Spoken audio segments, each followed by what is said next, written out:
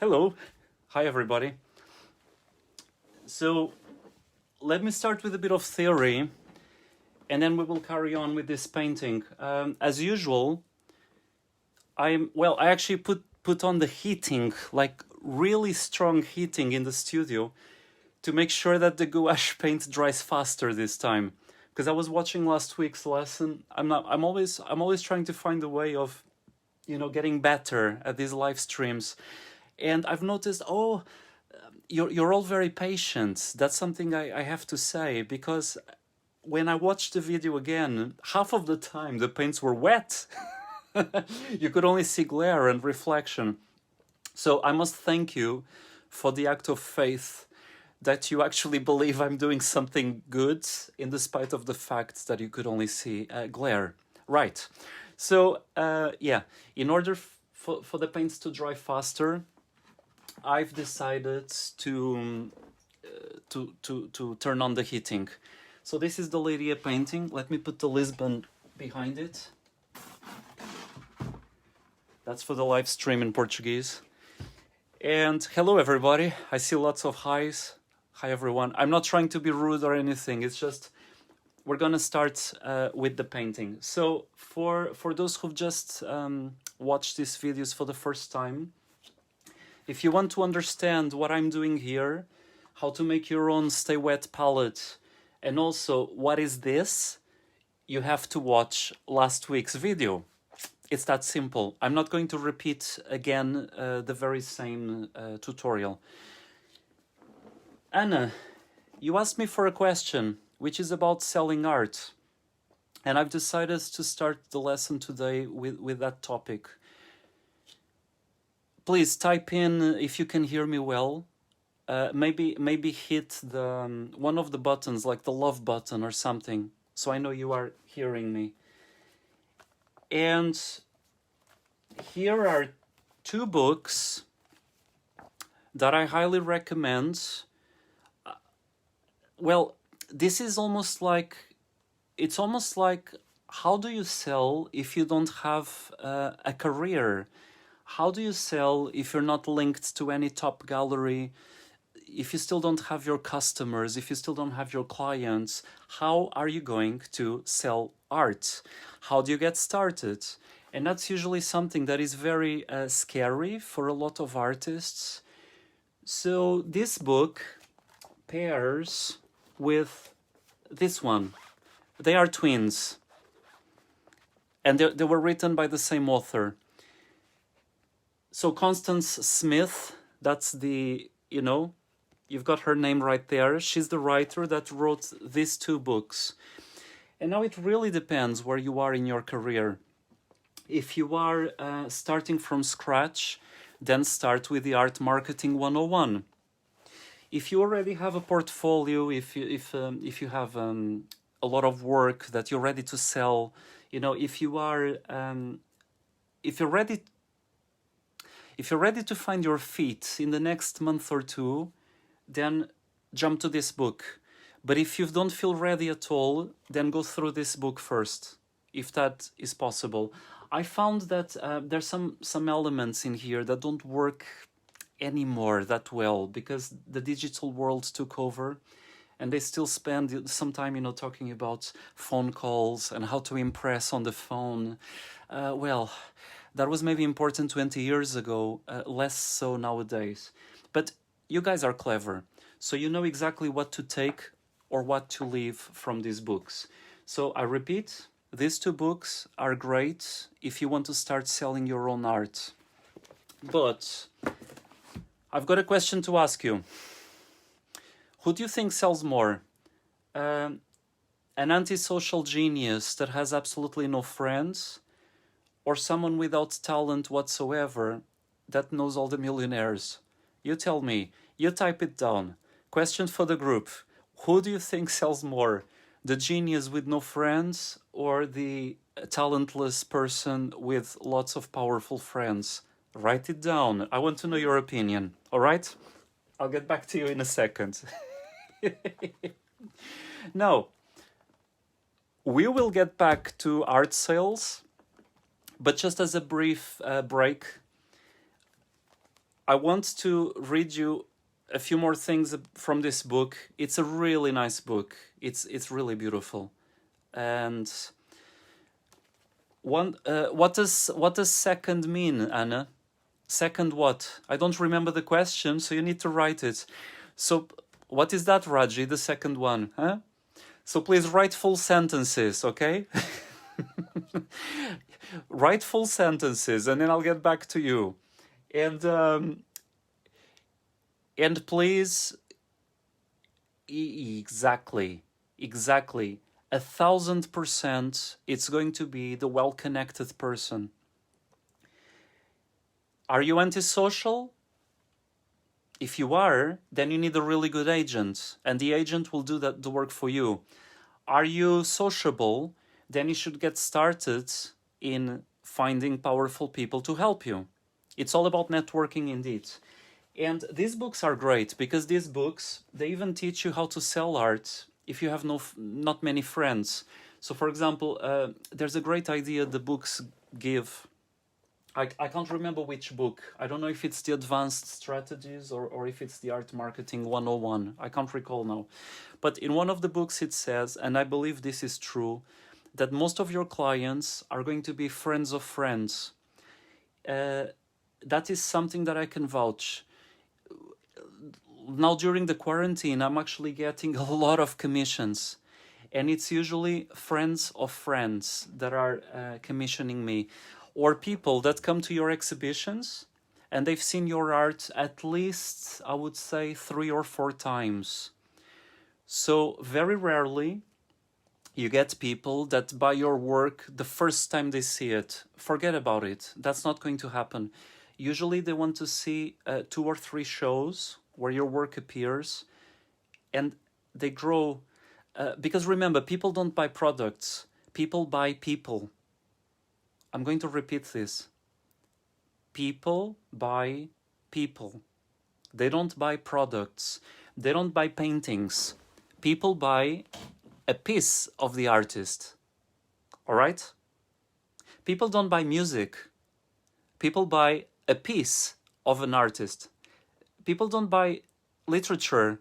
They buy a piece of an artist. So what I'm trying to say is that to really sell in art, you have to sell not just a painting, because that's not going to sell. You have to sell a dream. You have to sell a lifestyle, or you have to sell some sort of connection with the artiste. You know, if they admire you as a person, and hopefully you're also a really good painter, that's going to help your sales. So essentially, what the buyer wants is to own a little bit of you. It's magical thinking up to a point. By owning a bit of you, their lives are imbued with your creative energy. Does that make sense? I want to say one more thing.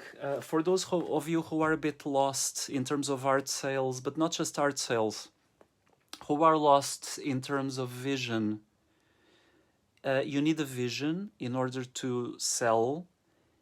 The vision ideally should be marketable, so it should be a vision that is easily recognizable.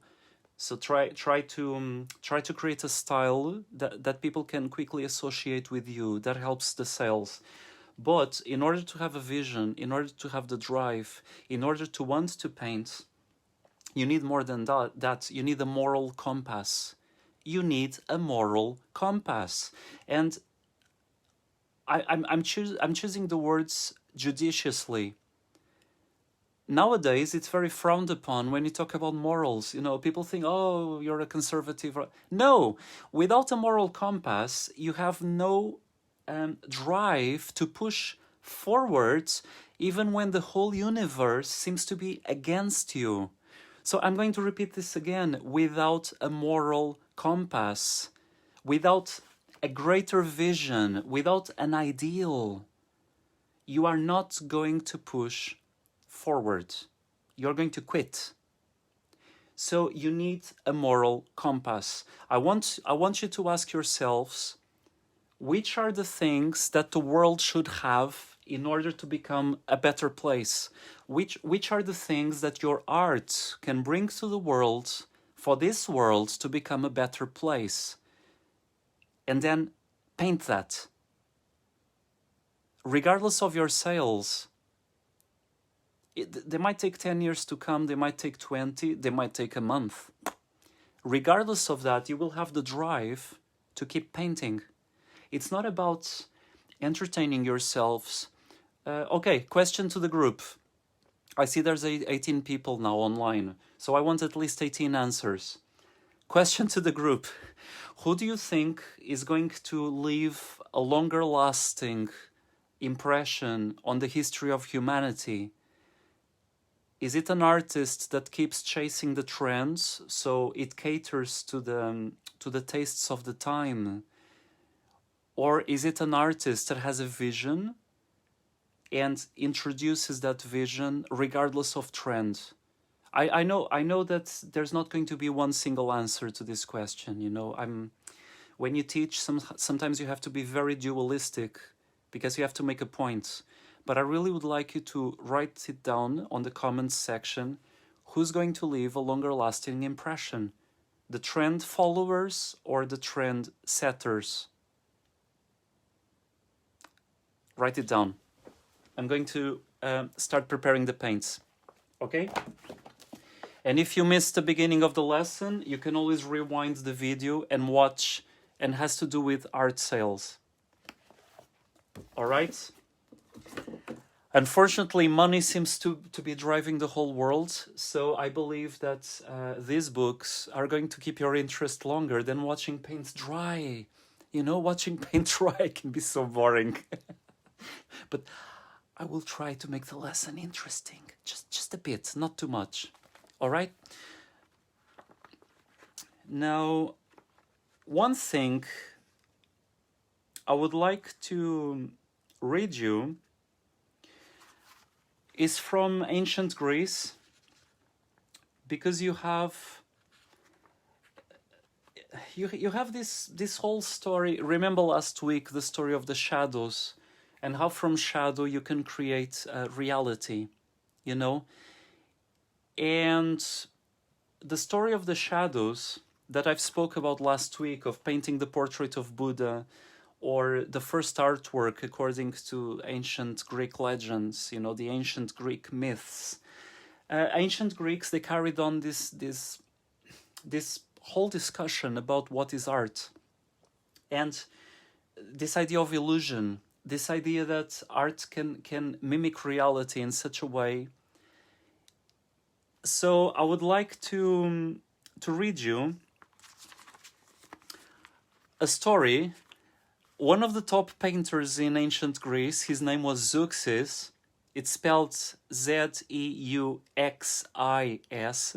so you can read more about him.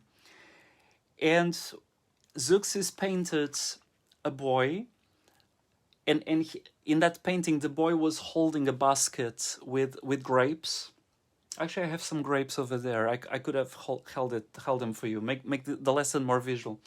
So the boy was holding a basket with grapes, and then according to the legend, the birds came from heaven. You know, the birds came from the skies to literally pick at the grapes that Xerxes had painted. And one very interesting thing was that because the birds believed that those grapes were real, an interesting twist of this story is that Xerxes, the artist, he was actually quite upset because he asked, why are the birds coming to pick the grapes? That means they're not afraid of the painted boy. Because if the boy looked as real as the grapes, the birds would fly away, not towards the painting. And I've got a little thing to say. So now I'm reading from the book. I'm reading from this book. We are now on page 82. Xerxes is said to have raised the question why the birds pecked away at the picture of the grapes which a boy was carrying, and why the picture of the boy did not frighten them away. Two different explanations were proposed. One, found in Pliny. You remember Pliny? We mentioned him last week. He was a Roman historian. So one explanation found in Pliny suggested that the boy was not so well painted as the grapes. So this is Pliny's version. The other explanation by Seneca, Seneca, sorry, he's also a very important Roman intellectual. The other by Seneca maintains that this very incident showed that as an idealized portrait, the painting of the boy was superior to that of the grapes. I don't know if you understood what this text is about. It's already this fight between Pliny, that believed that art should emulate reality. So a good painting is the one that fools nature itself. That's why even the birds were fooled by those painted grapes. A fight between Pliny and then Seneca, on the other hand, that says that reality should emulate art, in the sense that art should be idealized, art should be superior to reality. And the portrait of the boy, as such, is better than the grapes because it's more idealized and less naturalistic. So even in ancient times, even according to ancient Greeks and ancient Romans, there's already two different views about what art is about. Is art about copying reality, so documenting reality, or is it about idealism? I believe that it's both. I believe that you have fantastic art on either strand of these two. It's almost like, again, it's very bipolar deliberately. I'm choosing either black or white, and most art lies perhaps somewhere in the middle. But essentially, you can have great artists that document reality as it comes, so they don't embellish things, you know, they don't edit, they don't Photoshop it, they don't filter it, they don't Instagram it. And art comes as life does come. And then you have a second type of artist, which is about the ideals. It's what is lacking in life and how are you going to make it better than life itself. I believe that both currents are correct and they're both very, very good. Now, another story that I would like to tell you about, it's, oh, where was that? I forgot to, oh yes. Oh yes. Another story which is, I'm going to read again from this book. So I'm going back to page 62. And it's a contest between two artists to see who is the better of the two from ancient Greece. So now I'm reading. This anecdote is to be found in Pliny, because again, Pliny described lots of ancient Greek stories and tales, and thanks to his writings, these myths were preserved. This anecdote is to be found in Pliny and was, as philosophical research clearly established, likewise borrowed from the work of Duris. The story goes like this. Xerxes, so the same artist, Xerxes painted grapes. Some sparrows flew by and pecked at the grapes. Parrhasius then asked Xerxes to accompany him to his studio, where he would demonstrate that he could do something like it. In the studio, Xerxes asked Parrhasius to pull back the curtain covering the picture.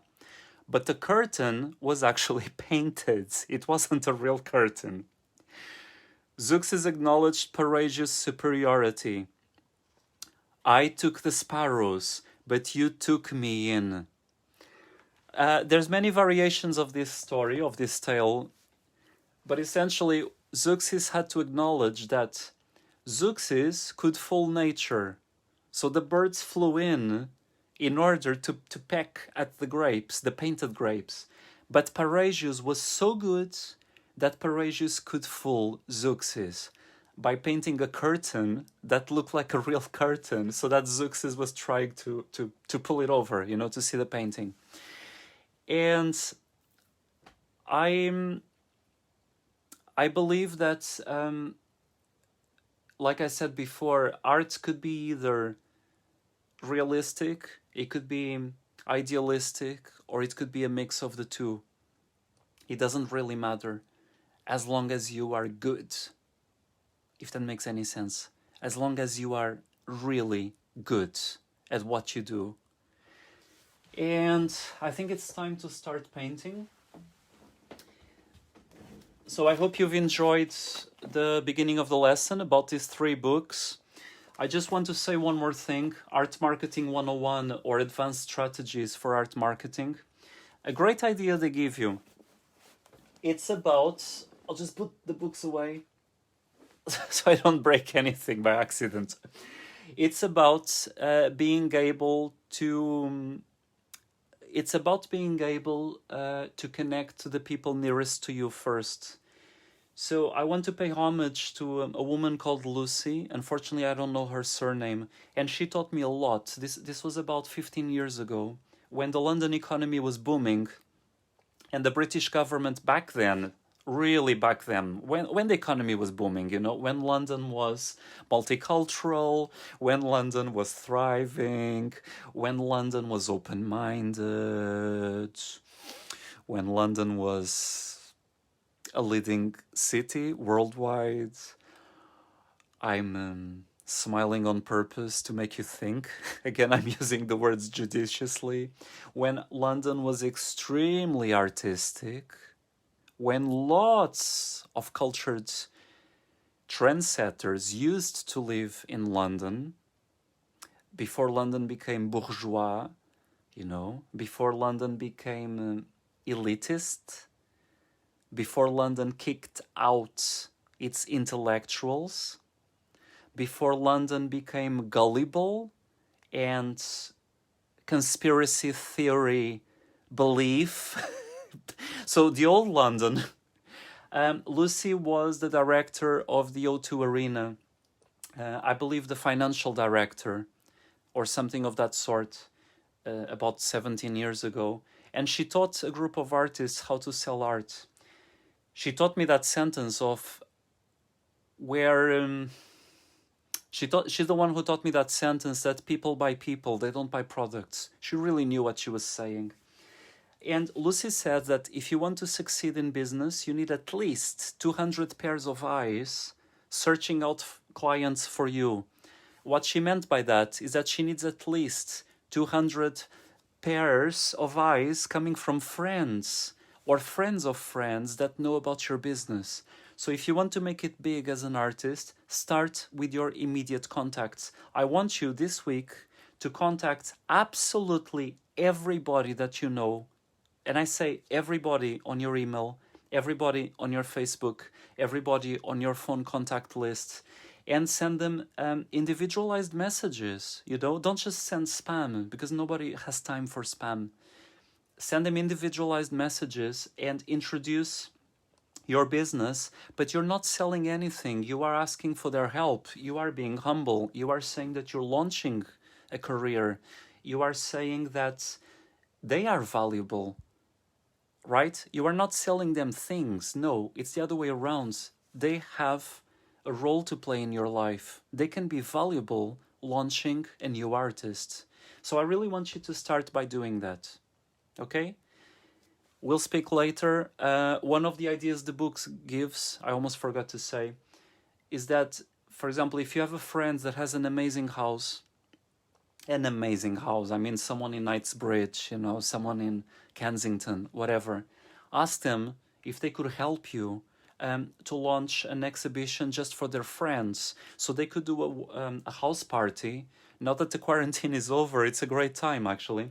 They can do a house party where they're going to handpick selected friends, art lovers, people with money that can buy your art, and ask your friend, can you please exhibit my paintings, and then I'll offer you one of the paintings. If they're millionaires, they can pay for the catering. Come on, it's their party for their friends, you know. But they can promote your art, and you offer them something in exchange. It's again about exchanging things, you know. It's not about taking, it's not about selling. but it's not about being taken advantage either. You know, it's about being healthy. It's about having a moral compass. Back to the same story I said at the beginning of the lesson. Without a moral compass, you will either be taken advantage of by different people, or you will try to exploit people. And that's unacceptable, at least according to my moral compass. If your moral compass is about exploiting people, there's not much I can do. All right, so let's start with the painting. Oh my God, I did speak a lot. So we're not going to have time to work a lot on this painting. I want to say one thing. What I've done in here is I've started setting up the colors in order from light to dark. So for example, this ultramarine blue here at the corner is way too dark. It's darker than this dark gray, but I'm using it if I need to darken gently this blue here, the cobalt blue. Okay, the cobalt blue roughly is in line with this gray in terms of value. So I'm trying to order the colors. Now, I've got a question to ask you. Subject-wise, again, what determines if an artistic style is valid or not is if it conforms to the message. I want this city, what is going to be this city with a castle, I want it to be empty. I want it to be devoid of humans. I want it to be, this is like post-quarantine, post-humanity, you know, ruins of human feats that are now crumbling apart. So it's almost going to be a portrait into our own humility. Our own history is going to survive us, so the artifacts will survive us as a species, and then the apparitions of angels. So there is the beyond, there is another realm which I want to portray. Question for the group. If there's no humanity, should the highlights in the buildings be warm, like artificial light at dusk? Or should they be bluish, because it's the light coming from the sky that lights up the buildings? You write it down. Which one do you think makes more sense in terms of artistic choice? So what I'm asking is, should you have warm lights and cool shadows? Or should you have cool lights and warm shadows? You tell me. Or should you have everything bluish what? Sangeeta, please write down. John, you too. Bluish what? Please write down full sentences. And if it's a question, please put a question mark. Okay, Angela? If it's a question, you put a question mark. Otherwise, I don't know. Okay, let's get started. And because I've already arranged all the colors in order, so this is my darkest gray. And I've got a question to ask you. Should the dark gray now, the shadows, should they be warm or cool? Exactly. So warm shadows and cool light. Let's get started. So I'm going to mix just a bit of... Sorry, you're not going to see a lot of the palettes today, but just listen to me, because it doesn't really matter.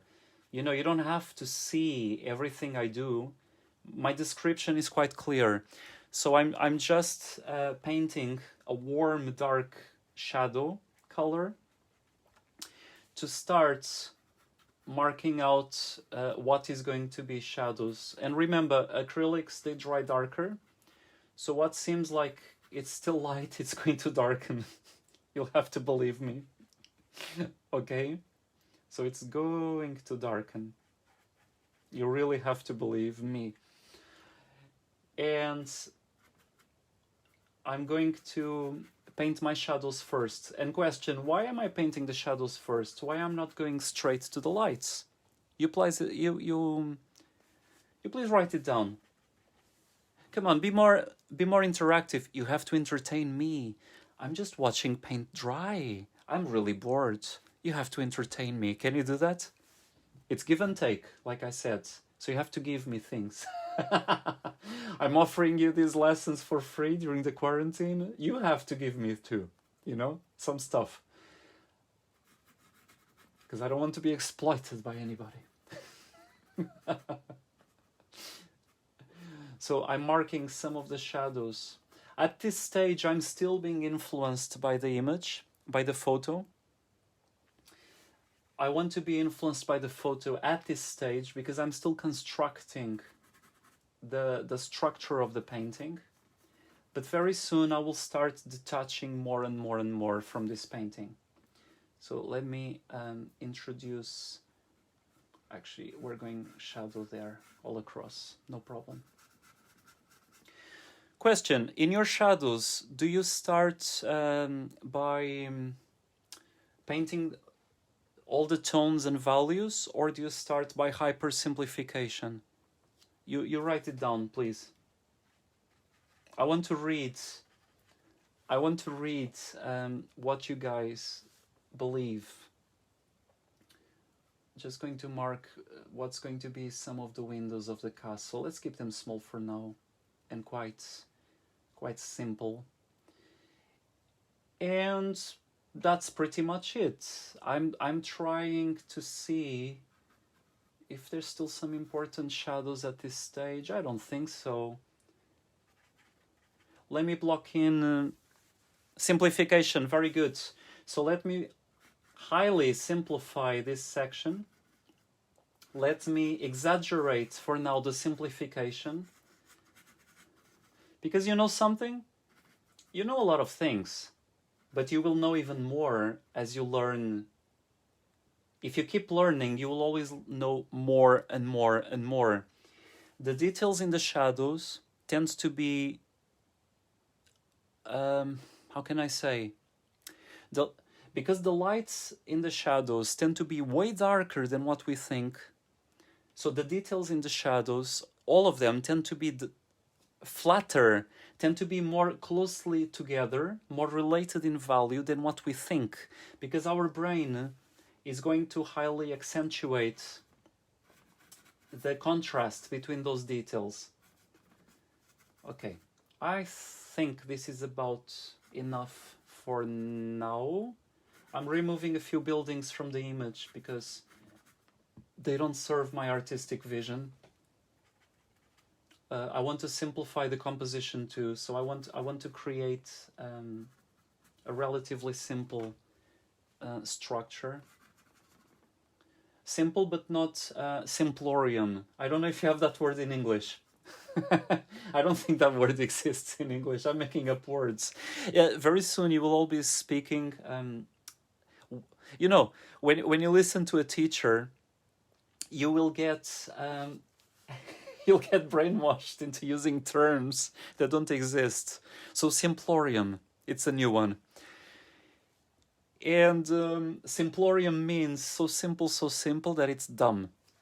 So I don't need it to be simplorium, but I do need it to be simple. Okay, enough of these darks for now. I'm just going to quickly mark some of the windows. And if this is going to be a house, I think the door could be about there. I'm just marking the structure, the architecture, so I'm not totally lost at what's going to be what. So that's going to be the frame of a window. I don't know if I should paint the same number of windows as in the picture. Yeah, why not? So that's going to be the top of another window, and that's going to be the top of the last one. And then I'll go back and redo all of this. I'm going to paint that and this, and we're done for now.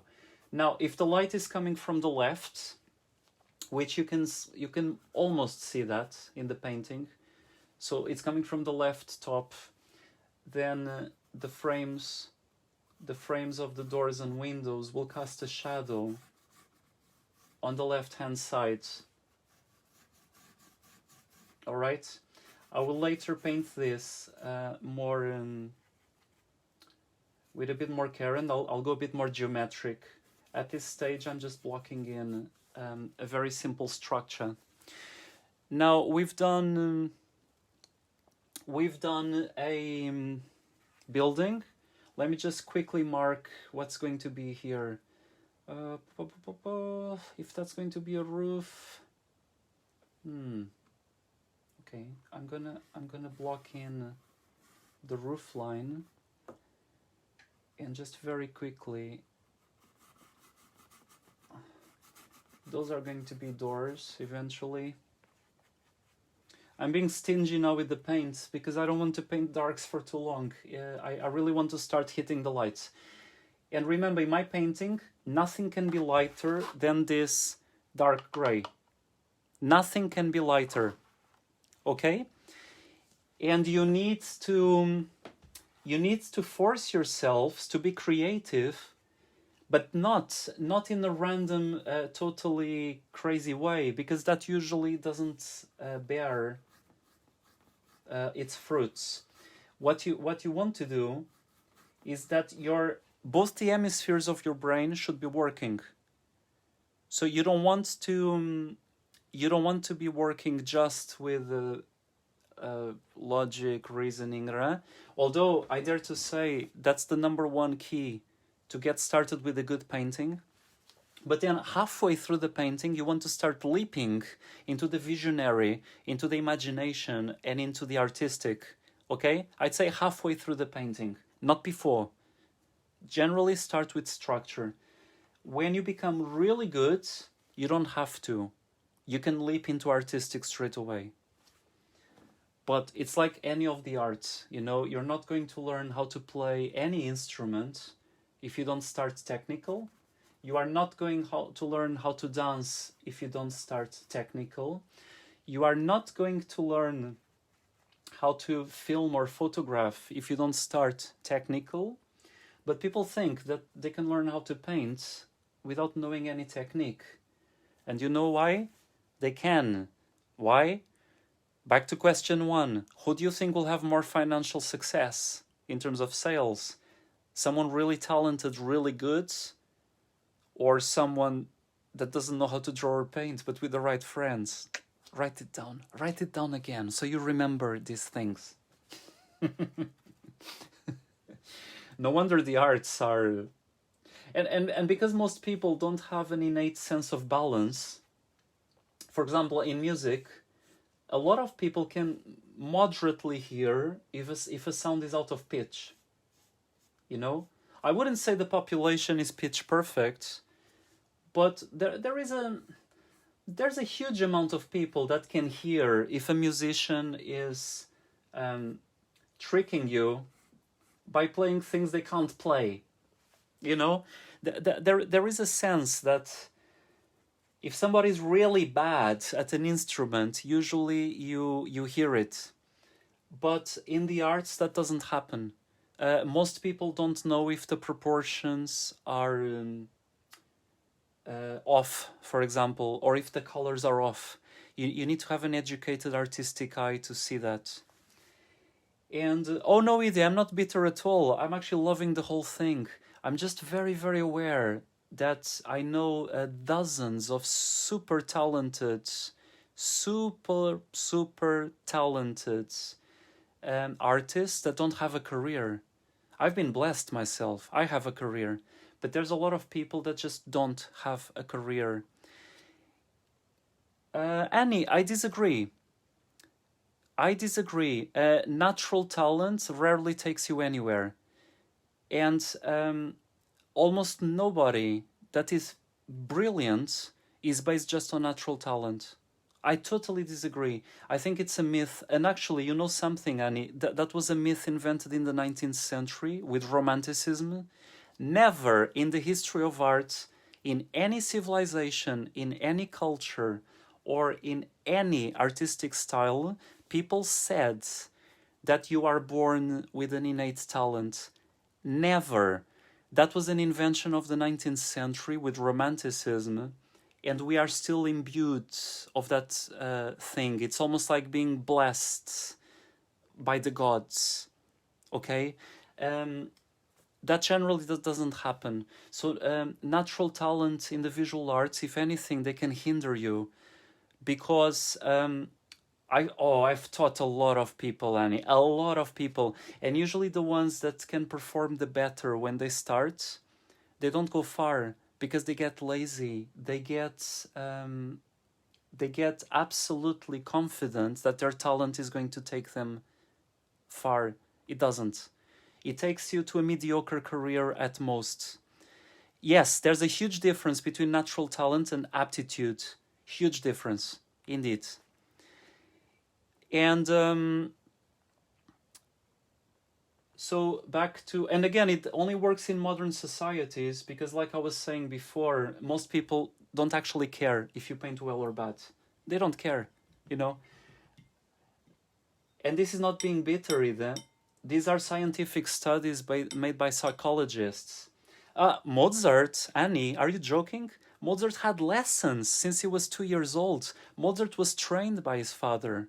He was a natural talent, but if he didn't study classical music, he wouldn't be a classical musician.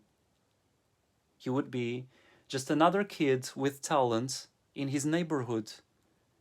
Why did Mozart become Mozart? He also studied classical music, and really hard. By the time he was 6, he was already playing confidently. But do you think that came with natural talent? No, that comes with 10 hours a day as well, you know?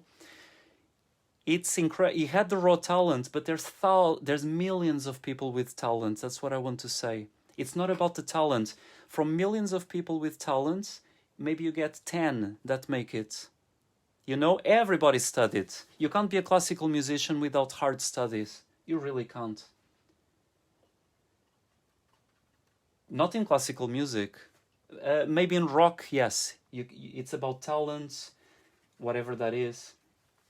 There's a lot of styles where talent plays a greater role, but the complexity of classical music, just forget it. You wouldn't even play 3 chords if you didn't study hard.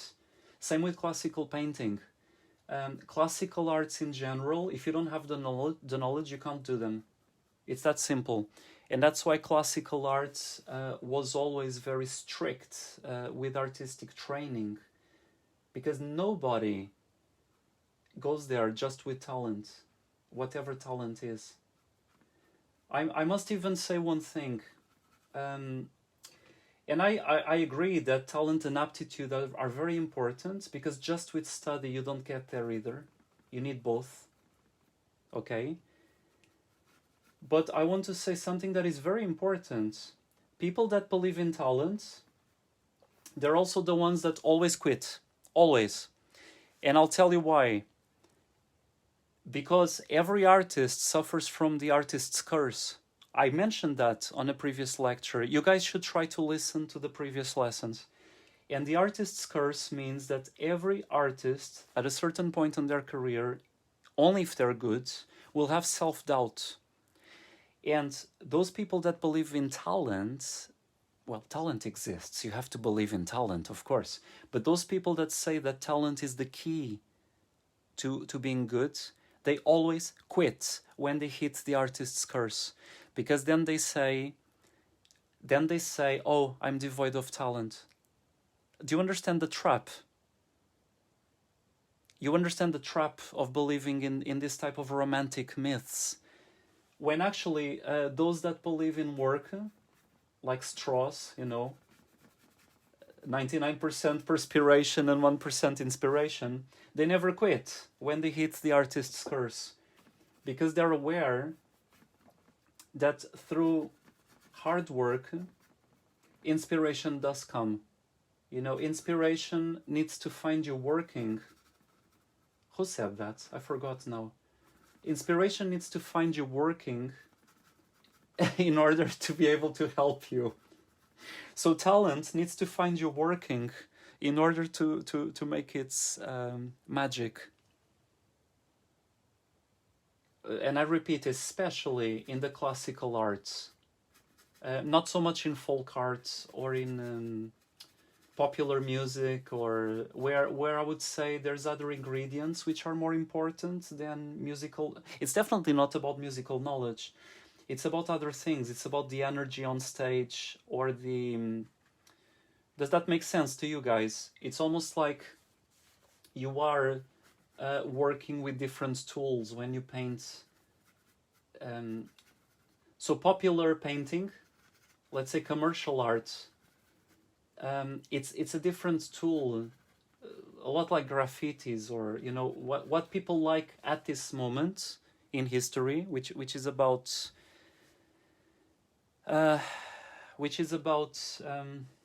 entertainment. Yeah, it's not about classical knowledge in painting. It's more about creating an image that is flashy. And like I was saying before, and then I forgot, scientists did a series of studies on that topic. So with hidden cameras, they were actually filming for how many seconds does the human eye keep an interest on a painting. So in museums with eye trackers, they saw a lot of things that are mind blowing. So for example, on average, the top painters in the world, they don't get more than 5 seconds attention span from the public. 5 seconds. And that means it's impossible to actually appreciate their art. The public looks for 5 seconds, they say amazing, because they read somewhere that it was amazing. And then they spend more time reading the label than actually looking at the paintings. And these studies were made in several art museums worldwide. And the results were roughly the same all across the world. So that shows how much the public knows about painting. You know, with a 5-second attention span. Raji, yes, I'm using different shades. Do remember that this is the exercise of a maximum of 1 value difference between the dark and the light. So I'm doing like that black portrait that I did with 4 shades of black. Maximum 1 value, but now I'm introducing color. So now, as I gradually go into the lights, I'm going to jump into the lights straight away. I'm going to jump into the lights. And I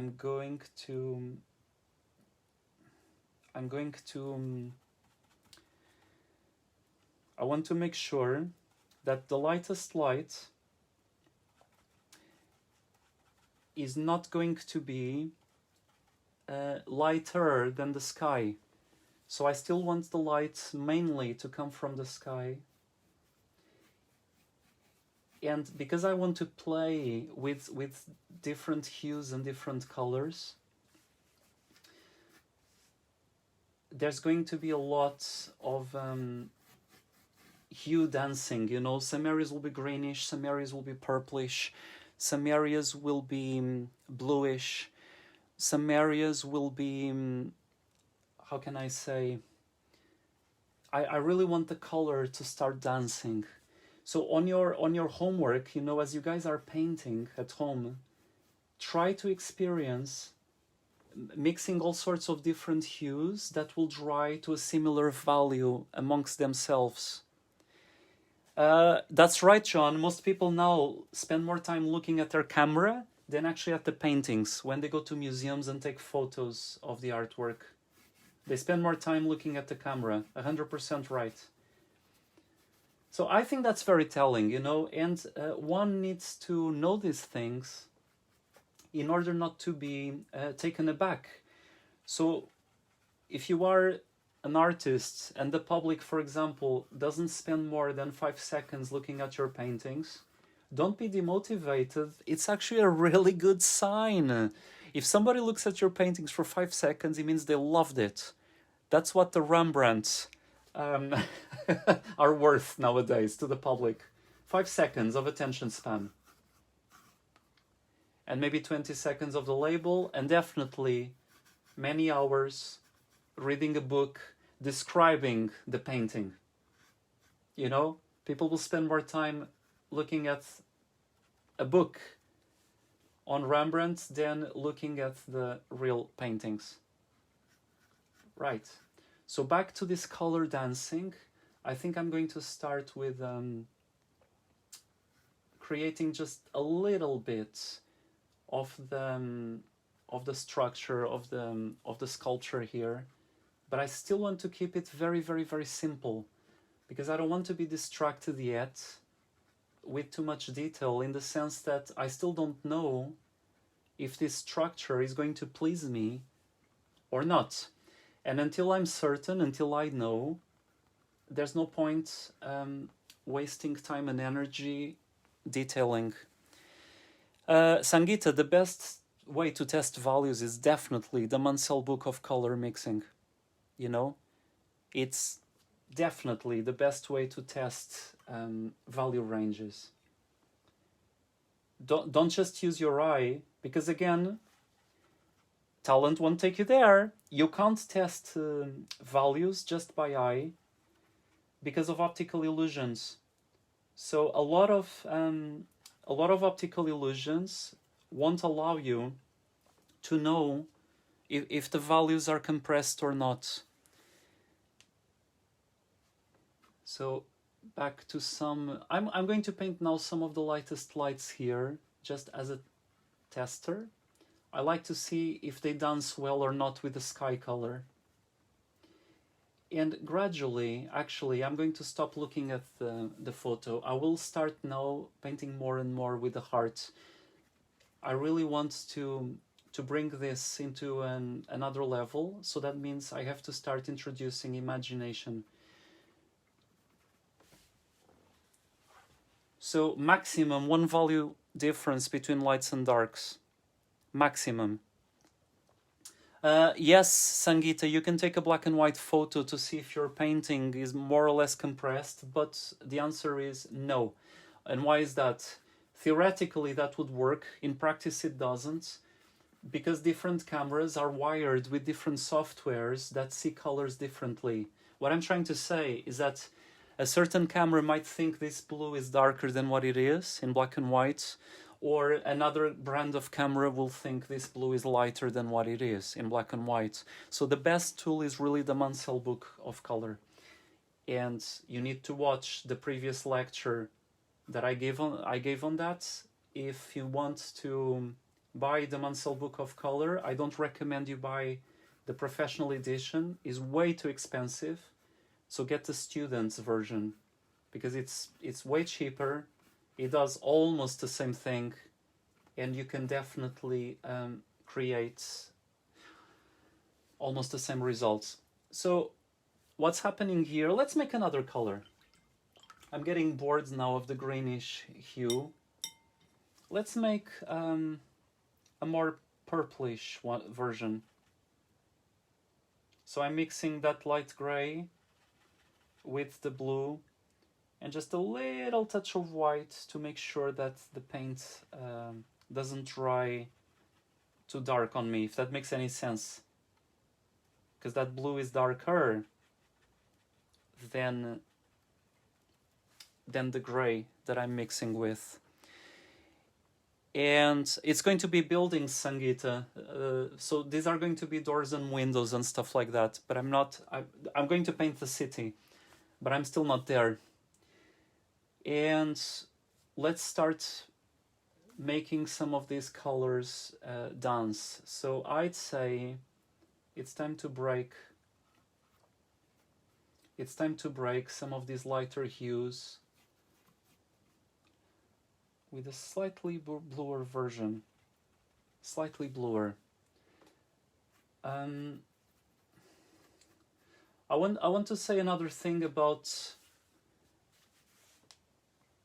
a very important thing about making a career as a painter is that, and that's why I repeat, you must have a moral compass. You must have a vision that makes sense to you as you are creating your own artwork. Don't just follow a random trend or a random, because that's usually not what's going to take you far away.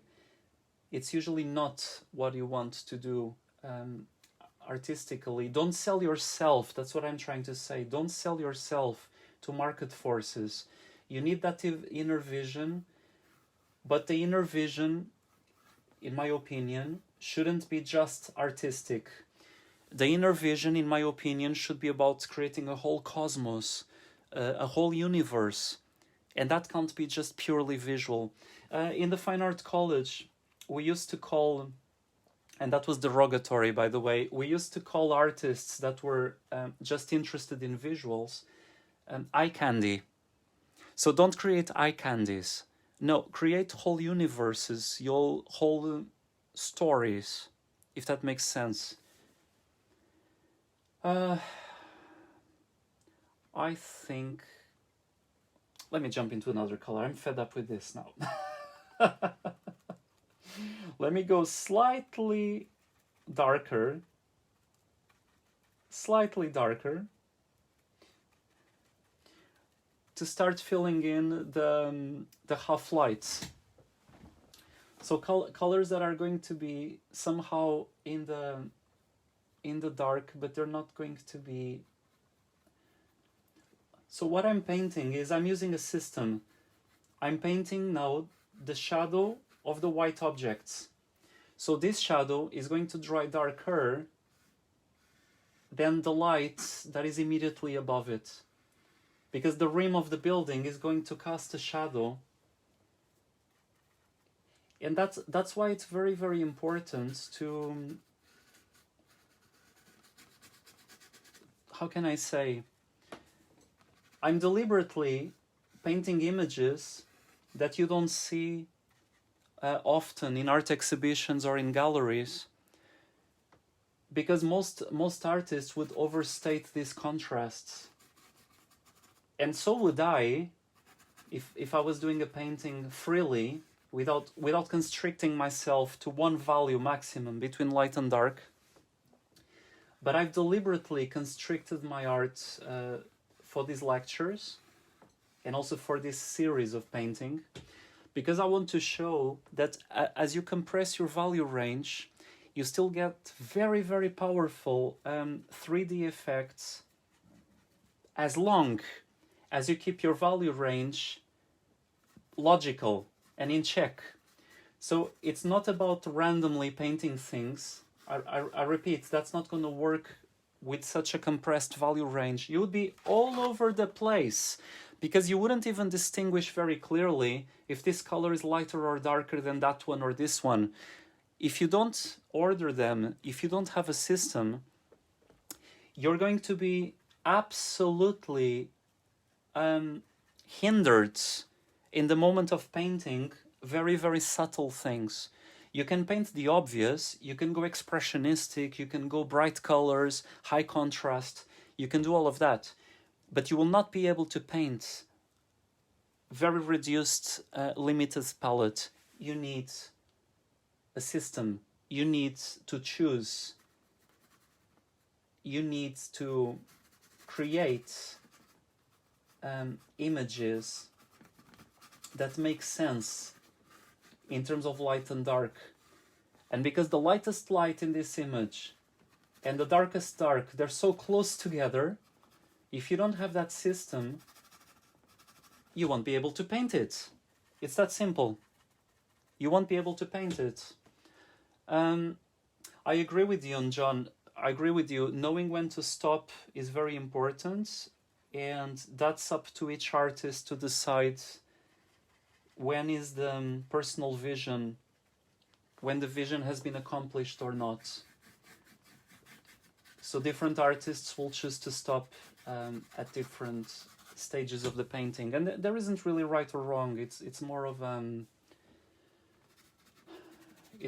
a style, you know. Like if you're expressionistic, for example, this could be almost done, or an impressionist. But if you are a classical painter, this is just the beginning. So it really depends on your vision and what you want to express. And I don't think there's right or wrong on that. You know, you can't say there's right or wrong on that type of thing, because the artist's freedom is very important, and art shouldn't be hindered. You shouldn't clip the wings of art. And in order for art to have wings, look, vision is where you want to go.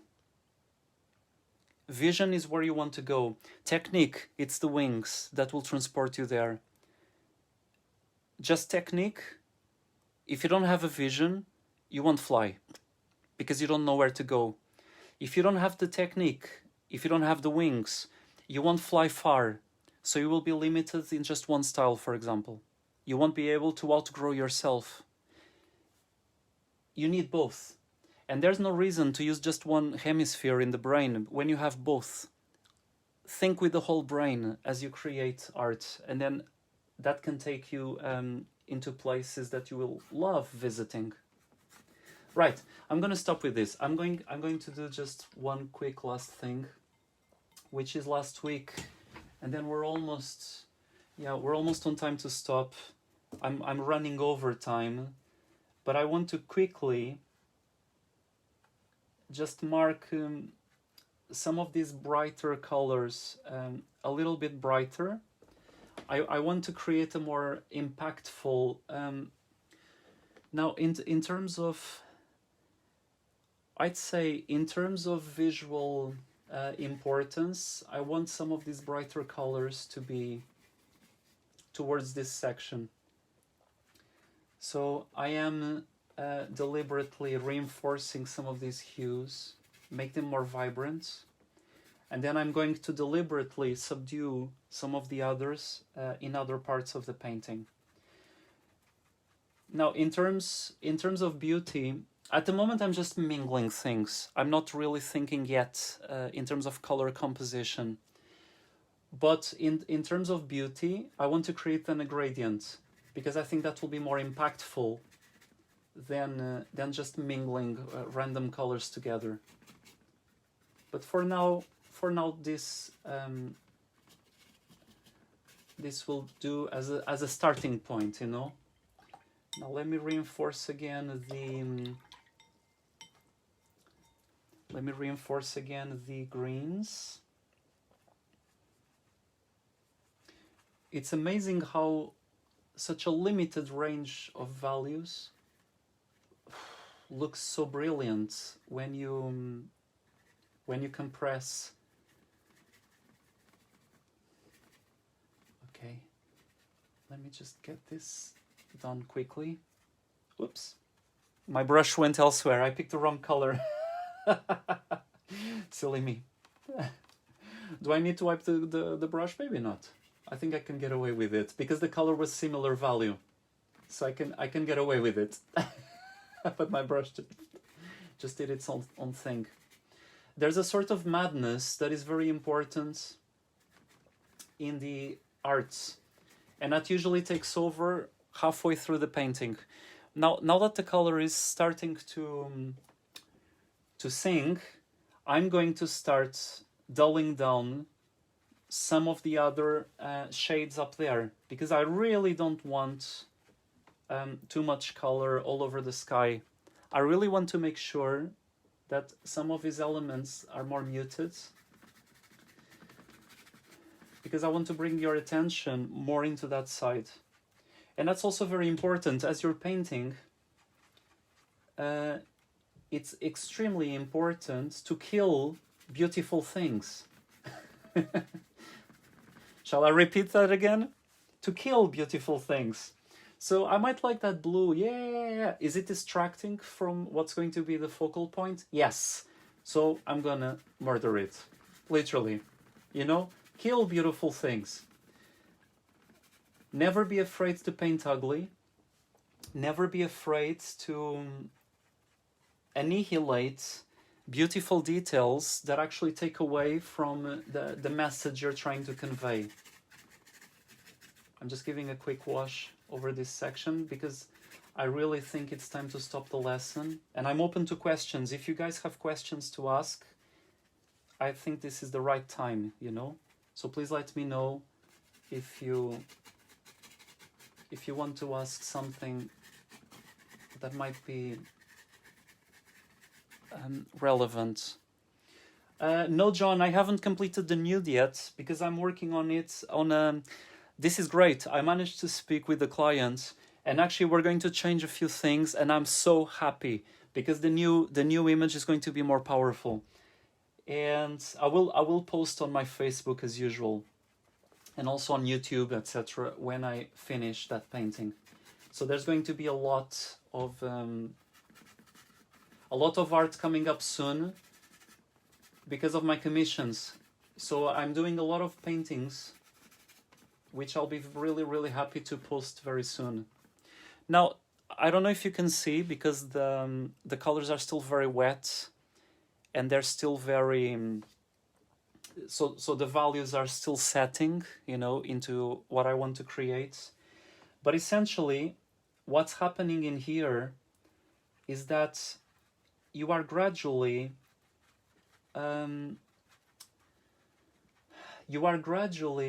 mellowing a lot of unnecessary contrasts in parts of the painting, and by killing the color in certain parts, the color will become brighter in other parts.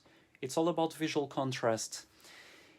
And the thing with focal points is that you shouldn't have too many. Generally, the human vision abhors too many focal points on a painting. So generally, you should aim for 1, 2, or 3 maximum focal points. You should always have a predominant focal point, which is more important than the other two, but then have little points of interest across the painting, so that you are, you keep the painting interesting all across, but you definitely need a focal point. And how do you know if your focal point is working? Very simple. Step back all the way down a very long corridor and look at your painting from really far away. And that's why you have to step back when you're painting. I can't, because I'm filming with you. But step back and then check if the focal point is working or not from a very, very far away distance. Okay? John, I can't really give you a subject to convey the lockdown experience, because that's going to be very, very personal. It's almost like you as an artist will have a totally different view of the lockdown than my view as an artist. But I really would like people in this conversation to give John some ideas. Could you please type ideas of subjects for the lockdown while I'm painting in here? Because I think brainstorming can be more powerful than anything I have to say. Okay, so it's better to have many different points of view, and then you choose whatever you choose. Right. Enough for now. Because at the moment I'm losing my artistic vision, just because I'm too aware that we're running over time. But please write down. Okay, I would like to see 24 people typing down ideas to convey a lockdown. John wants to know the best subjects to convey a lockdown. Sangeeta, isolation with women alone in the garden. That could be great. So please write down ideas, everybody. Okay, don't just look at the art class passively. Be active. Have a moral compass, like I said before. Share, give. Don't just take. Give. John asked for your help. You can do this. Please write down all sorts of different ideas and things. Now, as this painting is becoming more and more fluorescent, more and more, how can I say this? It's becoming more and more mysterious. I'm just going to do one last thing and we're over for today. Okay? Just one last thing. I'm just going to paint some transition tones from the shadow into the light, because some of these transitions are too harsh at the moment. And I really want to start breaking some of those shapes in order to create more interest, more variety. We need to break some of those shadow shapes that were initially very harsh and very, very crude on purpose, because we wanted them to be crude. We wanted simplification. But now as the painting evolves, as the painting moves, we can really start playing with all sorts of things, with all sorts of visual information, so we don't need everything to be equally harsh, equally. So complexity gradually seeps in. And now I've got a question to ask you. Can I see if the values are correct or not while they're still wet?